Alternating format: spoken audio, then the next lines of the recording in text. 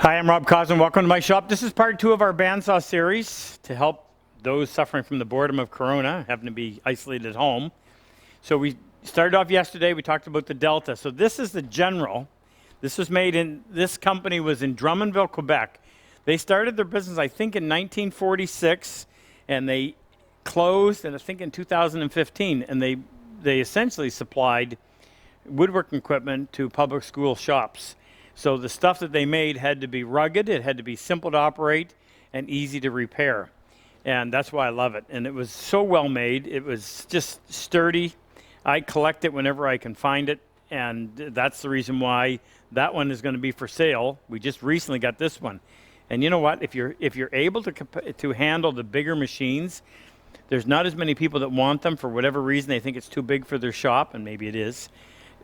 Prices are a whole lot less. You would probably pay more for a 15-inch, that little one over there, which is another General, than you would for a 20-inch. So let's have a look at this one. Interestingly enough, what I really like about good bandsaws is they almost always have cast iron as the base. So this is a Poitra, and this is a big cast iron arm, and that's what holds the whole bandsaw together. That's what prevents any vibration. This one is not. There's no cast iron in it. This is steel, but it's actually pretty heavy, and there's enough of it in there that it stays together. It doesn't vibrate. It's actually a really good machine. There is some cast iron. These wheels are cast iron, and this has got it's got some really interesting features. First of all, the blade guide is heavy, but it moves really smooth. And if you look, there's a counterweight. There's a pulley. You see the pulley moving here? There's a cable attached here. There's a pulley here. There's a pulley here. And down inside there's a counterweight, kind of like an old sash. They used to do that on window sashes. You can hear it bouncing around in there. Nice, big. Everything is beefy. Just look at this. This rod that holds it is a solid piece of steel, and it is 1 inch by 1.25 inches. Overkill? I'd rather have overkill than underkill. Now, while we got this, look at these guides. They're all a little bit different. So this is just metal guides as well, and these can be replaced. I forgot to mention that yesterday. You can replace it with what are called cool blocks, which is I've got them in one of my machines. It's a composite that just is naturally lubricated and wears a little bit better. These are going to have to taken off every once in a while and reshaped on the grinder, just because they wear. And someone was mentioning the other day that you can make them out of lignum vitae as well. And I've got some Vera wood, which is close, and that's a naturally oily wood that you could go in and make those out of. You have to come over here, Jake. This has that same thrust bearing. Again, as I mentioned, that's designed so that when the blade is running and the bandsaw is running, this is not making contact with the thrust bearing. It's just far enough away. It doesn't make contact until you start to push a piece of wood into it, and then that prevents the blade from bending back. Same setup underneath. Real easy adjustment. And I always like this too because it makes it so much easier. You loosen these thumb screws, and then this pulls that thrust bearing in or out. Get it where you want it, lock it down. Same thing down here. Now this adjustment, I can't even undo it. I've tightened it up with a pair of pliers. You have to be able to move this blade guide in and out, because as you change your blade from a wide one to a narrow one, these guides always need to run at the base of the gullet so that they don't interfere with the set of the teeth. So pop this off and see if I can show you what's underneath. Same setup, just kind of reverse, which is nice too because it keeps the support of the blade fairly close to the top. There's your thrust bearing, and then it's this setup, only reversed. Table on this one goes 12 degrees to this way and 45 degrees that way. Now this one's a little bit more cumbersome.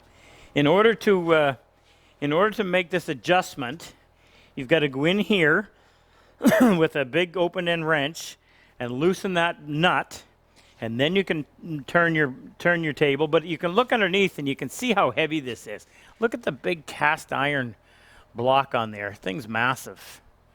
Good sized table. This one is 24 by 24, so it's actually bigger than this one. That one was 24 by 20.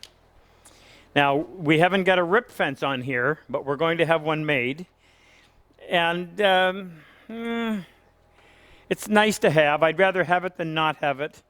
If you've got a brand new blade and you've got it set properly, you can have it so that it'll run true to your rip fence. In fact, I'll actually show you how you can adjust it so that it does run perfectly parallel. And it's not just a matter of measuring from the blade over. Sometimes it's you've got to go in and you've got to see how the blade is cutting. And there's a whole process. I was taught that by Monroe Robinson way back in the mid-'80s when I worked as his assistant at Anderson Rance Arts Center. And it was a great piece of information to learn about how to get your blade to run parallel to your fence so that as you're ripping, pieces don't either wander away or wander into the blade. The fence. Again, you've got your blade tension adjust on here. I never pay any attention to it whatsoever because I don't trust them. There's your tension adjust, so that's spring loaded, and that's going to separate your two axles to allow you to get the proper tension on your blade. Now, I haven't even discovered this. So, in order to adjust this, this is your tighten, and then this you tighten one way, and it'll tip your blade one way or the other in order to get that to run. Big, heavy, super heavy tires on these. That thing's 3/8 of an inch thick. Might be difficult to replace, but again, they're crowned so that the blade will stay true and run on the top. Has a magnetic start, so if it accidentally power goes off while it's running, when it comes back on, it won't start on you. So if we come in here and have a peek, again, this is a nice little feature too. I don't think there was one on the other one. And this is just a brush. And what it does is if you work pine or any resinous wood, then it gunks up on the tire and just ends up getting squeezed onto the blade, and it's just messy. So that just keeps the top of the tire nice and clean. There's a brake on this one as well. So when you're done, as you push down on the brake, that will stop this thing from running rather quickly, so that you're not walking away with the machine running and somebody comes by and realizing in a noisy shop you wouldn't know the machine was still running. Danger. So here's your dust port. Not a huge fan of this one.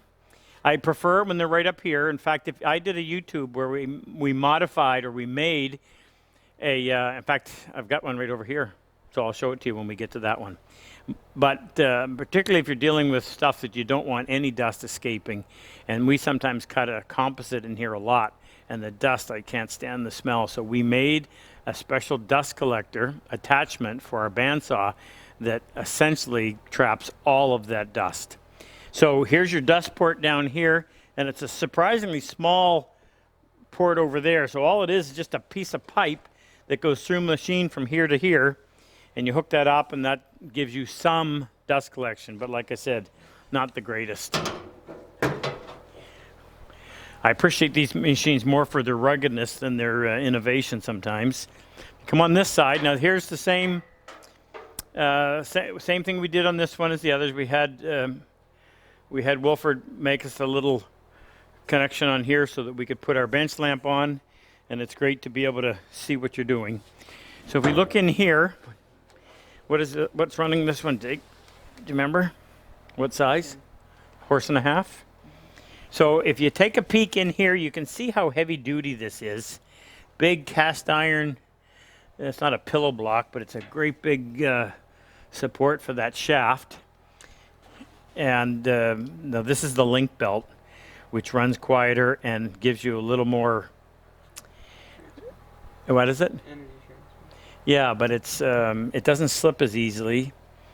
It's easier for the motor to turn because it doesn't have as much friction. It improves the friction without being so hard to turn.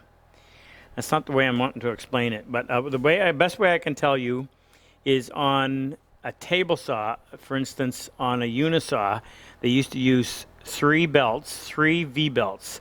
They were fairly short. They had to be perfectly matched.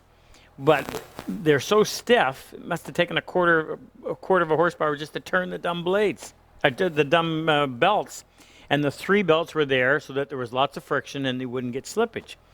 Well, these can provide you with the friction without the extra torque required needing to spin them. Anything else special about this? I don't think so. Now this one is not quite as simple as the Delta, and you may be wondering, why am I selling the Delta and keeping this? If I wanted to tip the blade in the table in this direction, I have to take this piece off. So I don't do it very often. That's the reason why I'm not concerned about it. It's too bad you couldn't ask questions. We had to get a throat plate made for this one as well. Like I said, they take a lot of abuse. When we brought this in here, this thing weighs a ton almost. But we had taken that table off, and that thing is heavy as well. General Drummondville, Quebec. Like I said, went out of business in 2015, I think. This was their 20-inch model. Love it. Nice and heavy. Doesn't move. Time on this? Okay. All right, that's part 2.